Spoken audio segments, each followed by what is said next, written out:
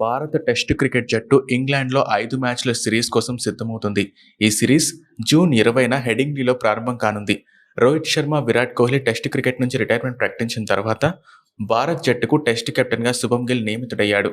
హెడింగ్లీలో భారత్ రికార్డుని పరిశీలిస్తే ఇది గిల్కి ఒక పెద్ద సవాల్ కానుంది. లీడ్స్లోను హెడింగ్లీ స్టేడియం చారిత్రాత్మక క్రికెట్ మైదానం. ఇక్కడ భారత్ ఇప్పటి వరకు 7 టెస్ట్ మ్యాచ్లు ఆడింది. వాటిలో భారత్ రికార్డు చూసుకుంటే కపిల్ దేవ్ సారథ్యంలో భారత జట్టు ఇంగ్లాండ్పై భారీ తేడాతో 279 పరుగుల తేడాతో విజయం సాధించింది. ఇది హెడింగ్లీలో భారత్ సాధించిన తొలి టెస్ట్ విజయం. 2002లో సౌరవ్ గంగూలీ కెప్టెన్సీలో భారత్ ఇంగ్లాండ్ ఇన్నింగ్స్లో 46 పరుగుల తేడాతో ఓడించి మరో చారిత్రక విజయాన్ని అందుకుంది. ఈ మ్యాచ్లో రాహుల్ ద్రావిడ్, సచిన్ టెండూల్కర్, సౌరవ్ గంగూలీ సెంచరీలు చేసి భారత్కు భారీ స్కోర్ని అందించారు. ఈ విజయంతోనే భారత్ హెడింగ్లీలో చివరిసారిగా గెలిచింది. చివరిసారిగా భారత్ 2021లో విరాట్ కోహ్లీ నాయకత్వంలో హెడింగ్లీలో ఇంగ్లాండ్తో ఆడింది. ఈ మ్యాచ్లో భారత్ ఇన్నింగ్స్ 76 పరుగుల తేడాతో ఘోర పరాజయం పాలింది.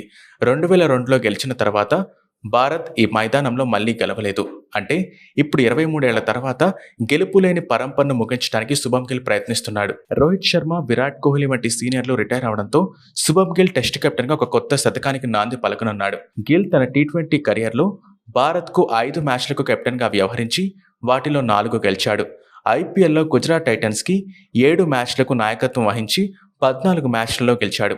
అయితే టెస్ట్ క్రికెట్లో కెప్టెన్గా ఇది అతనికి మొదటి పెద్ద సవాల్. ఇంగ్లాండ్లో గిల్ బ్యాటింగ్ రికార్డ్ కూడా అంత ఆశాజనకంగా లేదు. అతను ఇక్కడ 3 టెస్టుల్లో కేవలం 88 పరుగులు మాత్రమే చేసి 14.66 రన్ రేట్తో ఉన్నాడు. కెప్టెన్సీ భారం అతని బ్యాటింగ్పై ఎలాంటి ప్రభావం చూపుతుందో చూడాలి.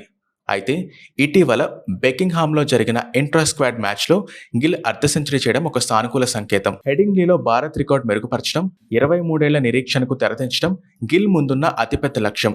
ఈ యువ కెప్టెన్ తన నాయకత్వ పటిమతో బ్యాటింగ్తో జట్టుని ముందుకు నడిపించి భారత్కు ఒక చారిత్రక విజయం అందిస్తాడని అంతా ఆశిస్తున్నారు.